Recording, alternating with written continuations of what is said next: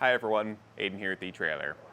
Today we're going to be taking a look at and showing you how to install the Curt T-connector vehicle wiring harness on our 2023 Kia Sportage. This is going to give you a 4-way connector on the back of your vehicle, giving you running lights, brake lights, and turn signals with any trailer that you plan on towing. And even some accessories like bike racks will utilize something like a 4-pole to give you those signals at the back of a bike rack if you plan on using that with your Sportage.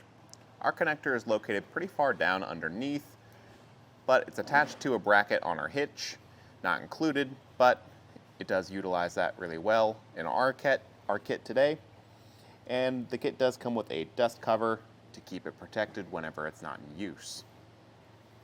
On the vehicle side of things, it's just going to plug into your factory taillight connectors, so there's no need to splice into any factory wiring.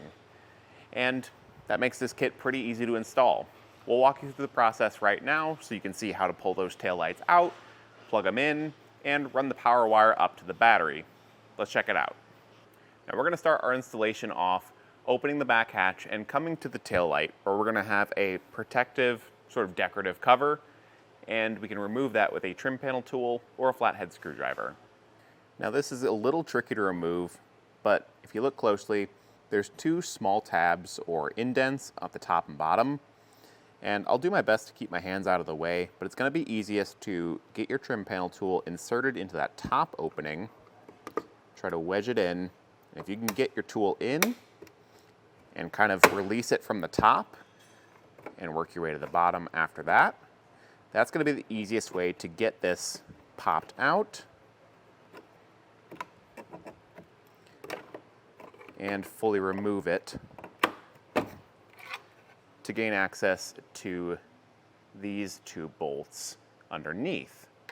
And here we can get a better look at what those tabs look like. Those are the things we're trying to release, and if you start from the bottom, it just doesn't want to give, so start from the top, it's going to be easier.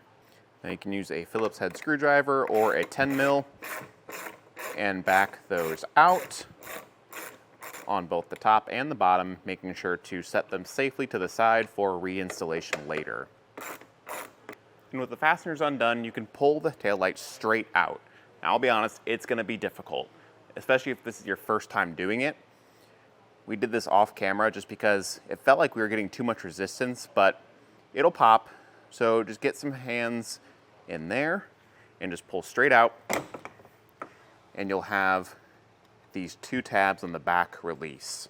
Again, if it's your first time doing it, it's gonna be stiff. So it was a little easier that time because we did it off camera once.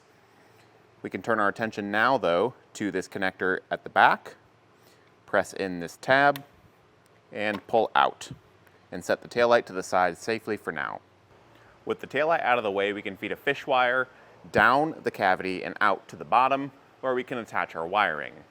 We're using a piece of airline tube today because it's got a little bit of structure to it, and we can push it all the way down until it gets fed out the bottom. There's a small gap at the bottom that I can actually see the floor through, so I'll just feel for it and grab it out the other side whenever I find it. Now on this end, we can take the piece of our wiring that we need to feed up here, tape it around, and pull it up through. We'll quickly run over the components of the wiring here. There's the module box here, our 4-pole connector that'll go by the hitch. We've got the black lead for our power wire that will eventually get run up to the battery.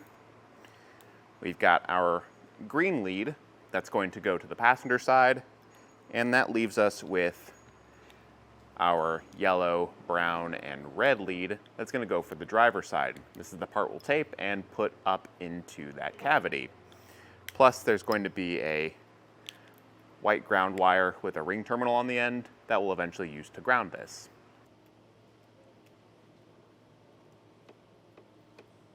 So now we can begin the fun part of feeding this back up through, trying to not get it caught on anything, which is easier said than done when it's all back here where you can't really reach. But do your best to pull it up evenly. Luckily, there's a fair amount of room to work back there. Only a few obstacles in our way, but we can get most of it up here pretty smoothly. We'll undo our tape and make some connections. So the connections are going to be pretty straightforward. We've got a male and a female end. One of them is going to look exactly like the end left from our taillights. Those two obviously won't fit together, so we'll just attach these together, making sure that that tab clicks in, and this will go to the back of our taillight housing. For now, we're just going to wait on that, and we can pass the green wire over to the passenger side, repeat that process with all the removal and getting these connected. And while we're on the driver's side here, since we don't have too much extra slack of that white ground wire, we're going to just use the provided self-tapper to secure it to the metal right here, where it's going to be out of the way of that tail light. It's going to be a little close quarters here, but I'll do my best to keep my hand out of the way.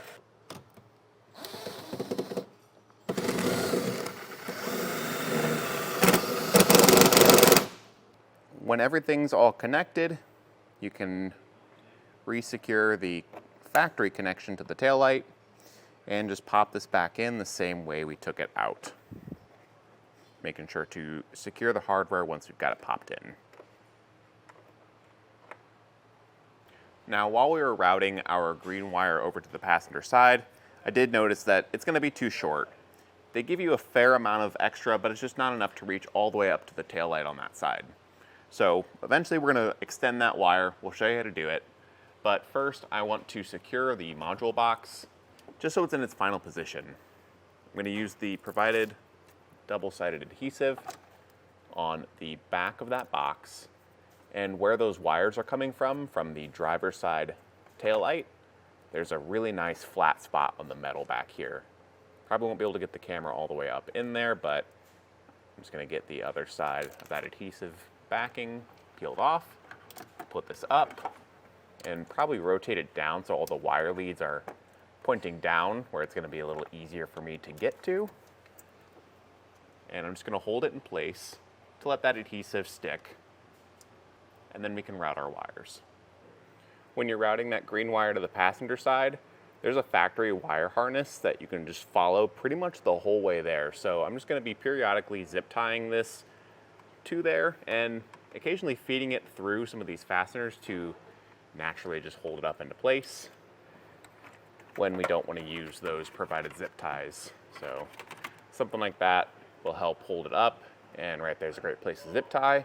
And I'll just keep going until I'm a little bit more than halfway there, and I'll extend this wire. With this routed most of the way over, I've got a better idea of how much extra wire I need. So I went ahead and cut a piece that we've got laying around in the shop. You can always pick up extra wire here if you need it. And I'm gonna go up a little ways, cut the green end of the wiring harness, and just strip back the end so I can make my connection.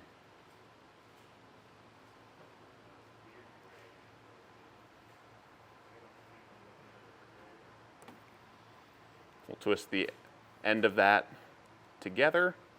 And I've already got a butt connector crimped onto the wire that I'm extending.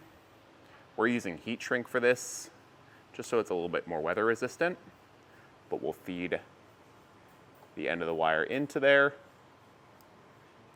and squeeze to make our connection. And give a quick test just to make sure it's solid before going back with the heat gun and shrinking down the ends. And repeating that process on the other end here to extend that connector as far up as it needs.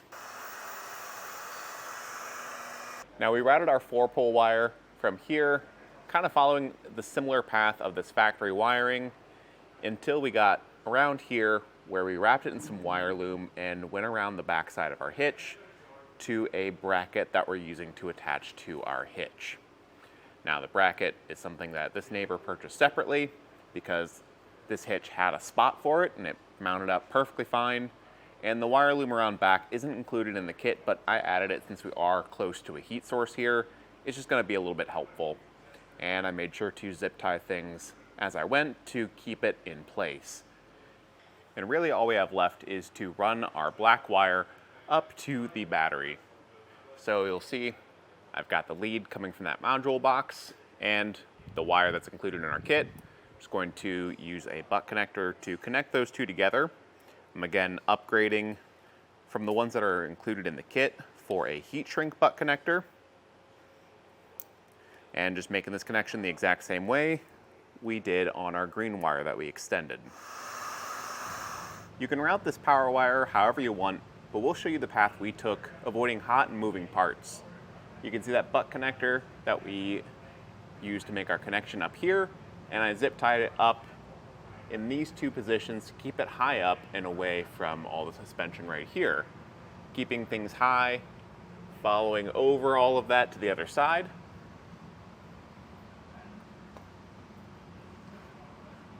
Where we come down over here and actually just followed some factory lines going through a factory bracket and going underneath this body panel here. And we pretty much just ran all the way through there to the other side, following some factory lines and utilizing our airline tube from earlier to feed the wire through. The wire comes out right here, and we can see it leads straight up into the engine bay through there. You might even be able to see a little bit of light peeking through because we've got the hood open. We're gonna go up top, feed that airline tube back down through here, attach this wire and pull it up into the engine bay, trying to hug the firewall as close as we can, following these lines on the way up. So I've got my airline tube down there connected to that black power wire, right where we left it. I'm just gonna pull all of the slack up, and once I've got it all pulled up, I'll find some place up here to zip tie it to keep it held up, and we're gonna be routing it over to the positive post on our battery right here. The kit does include a fuse holder and a ring terminal, so we'll need to make a cut, get this installed, and run that ring terminal to the post. Now, since this is a little less exposed to the elements, I will use the included butt connectors with the kit and just run some electrical tape around them for an added layer of security, making sure that I get this crimped around both that power wire and the fuse holder on the other side. We'll attach the provided ring terminal to the other side of that fuse holder and crimp it the same way we have been. And then we'll remove this nut from the post on our battery and put our ring terminal in place there.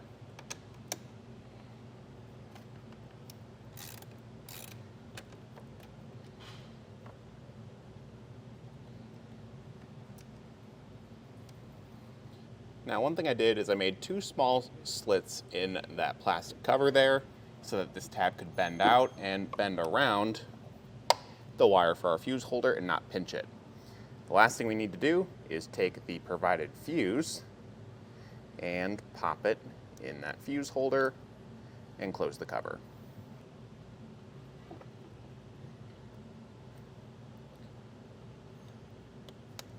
And once that's popped in, I'm just going to go back through, probably tie up some of this excess here, and go back through and secure any other loose wires that we left maybe down at the bottom, and tie up all the loose ends before testing.